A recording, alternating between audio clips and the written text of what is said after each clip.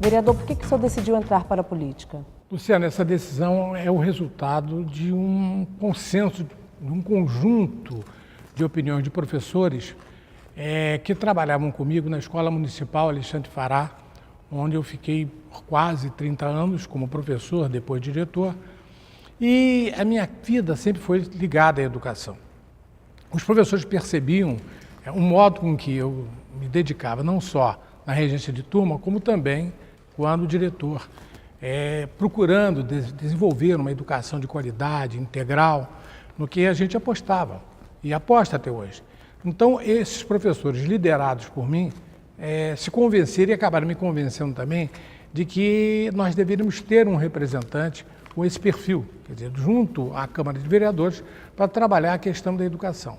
Nós temos uma convicção, que é a convicção de todos: não se constrói uma nação forte sem um investimento pesado, consistente na educação. E o que é investir de forma pesada na educação? É investir no professor, dar ao professor as qualidades de trabalho necessárias para desenvolver tranquilamente o magistério.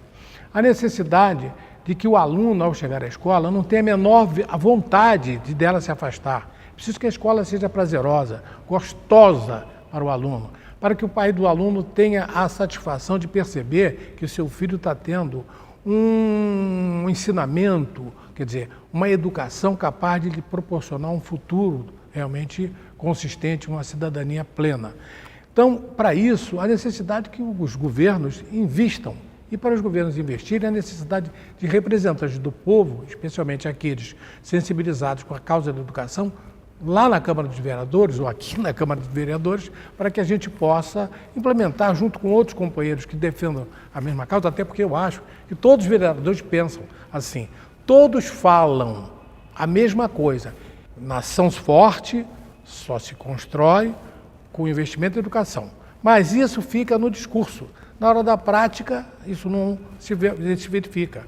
Eu, entretanto, até porque esses colegas me mostraram isso, tenho legitimidade para falar porque fiquei 44 anos da minha vida em sala de aula como professor regente.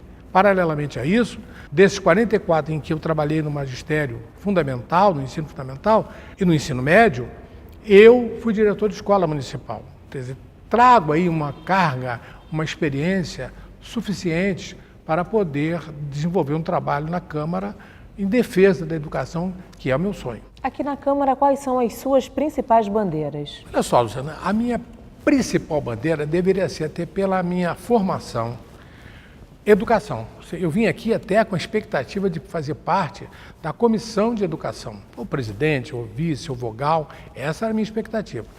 Mas, infelizmente ou felizmente, hoje eu acho até que felizmente, as articulações dentro da Câmara me levaram a ser vice-presidente da Comissão dos Direitos da Criança. A princípio eu fiquei assim meio triste, mas eu queria educação, que é a minha experiência de lá.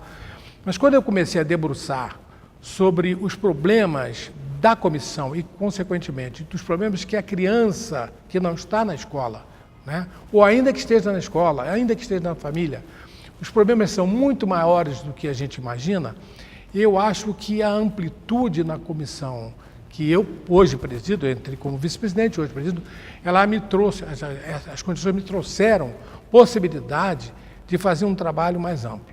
Sem dúvida, a criança, segundo o artigo 227 da Constituição, é prioridade absoluta. Ela tem que ser tratada com absoluta prioridade. Mas, infelizmente, com as nossas visitas aos abrigos, aos hospitais que tratam de crianças, às próprias escolas de ensino regular, as escolas onde tem aquelas crianças portadoras de deficiência, nós estamos percebendo, e mais ainda, percebendo não só nessas situações que eu falei, também no seio familiar e principalmente no convívio familiar, as crianças estão desassistidas pelas famílias, infelizmente. Nós temos que falar isso por uma série de problemas, né? Começa com os problemas sociais, afetivos, enfim, de formação da própria família, e desassistidas pelo poder público, pela sociedade como um todo. Então, eu me encantei mais ainda com esse trabalho. Infelizmente, o tempo é curto, porque as demandas são grandes. Eu cheguei a propor, e foi contestado por alguns, cheguei a propor a criação da Secretaria da Criança. Infelizmente não fui compreendido pelo Poder Executivo, porque eu propus isso como uma indicação legislativa, já que eu não posso criar um projeto de lei sobre isso. Levei ao prefeito, mas o prefeito não se sensibilizou. E ainda falando em criança, vereador, recentemente nós tivemos eleições para os conselheiros tutelares da cidade do Rio de Janeiro. Me fala qual a importância desses conselhos para a cidade. No meu olhar, não conseguimos plenamente o que nós gostaríamos. Há vícios ainda a se trabalhar muito, mas é muito profundamente. Por exemplo, a interferência de pessoas estranhas ao processo. Quero dizer, por exemplo, líderes religiosos que escolhem um determinado candidato. Aí começam a fomentar aquele candidato. Eu acho que não é papel do líder religioso fazer isso. Ele pode simplesmente dar chance a todos da área e não escolher um. Mas aconteceu muito de vereadores e deputados patrocinarem, porque a eleição é uma eleição facultativa. Então existe aquele vício de, por exemplo, determinados vereadores e deputados bancarem churrascos e ônibus para levar o eleitor e depois o eleitor vir e participar de uma refeição ampla e uma cervejada. Quer dizer, é compra de voto. E, infelizmente, o TRE não teve como coibir isso aí. Além da questão de líderes religiosos e de maus políticos, que na minha visão são maus políticos, também a questão do poder paralelo, que em determinadas áreas influi decisivamente no processo. Então, isso ainda macula muito. Alguns conselheiros tutelares não são pessoas realmente que deveriam ter o compromisso que a lei, que eu falei, do Estatuto da Criança e do Adolescente, determina as suas atribuições, mas de qualquer maneira houve um avanço. Melhoramos o processo e vamos avançando na medida em que a mídia, que a sociedade perceber que o conselheiro tutelar é uma figura extraordinariamente importante para proteger aquelas crianças em situação de risco. Vereador, qual a lei de sua autoria aqui na Câmara Municipal que o senhor destaca? A Lei 6.052, de 2016, que diz o seguinte: torna obrigatória a inscrição do nome das escolas nos uniformes dos alunos matriculados na rede municipal de ensino. Isso parece uma coisa inócua, mas não é. É de um valor extraordinário. Se um aluno, por exemplo, sofre um acidente, né, pode acontecer, um atropelamento, ou se passa mal num lugar qualquer, uma indisposição, as pessoas poderiam ajudar, o guarda municipal poderia ajudar, qualquer pessoa do povo poderia. É a escola X, vamos procurar, vamos entrar em contato. E rapidamente a escola ou a família. Quer dizer, a identificação, por esse lado preventivo, muito interessante. Infelizmente, o prefeito está arguindo a constitucionalidade da lei.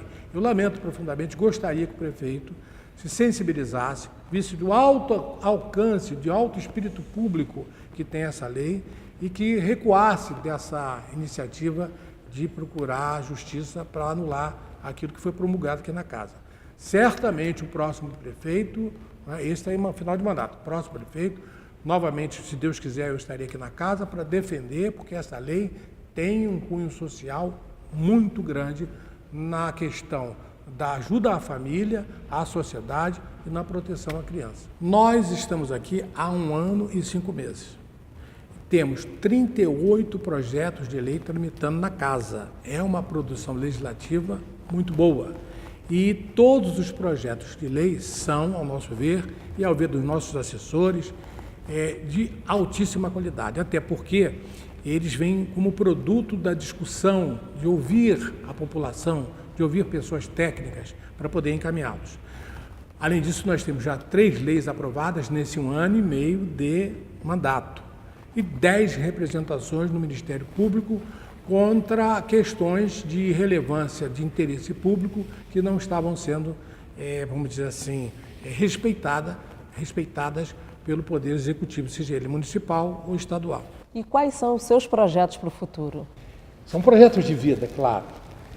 Primeiramente, Luciana, eu quero cumprir o meu mandato até 31 de dezembro, com o máximo de eficiência e eficácia possível. É lógico, e aí não infringindo a lei eleitoral, que eu tenho, que a partir do dia 16, de agosto, uma expectativa, um sonho.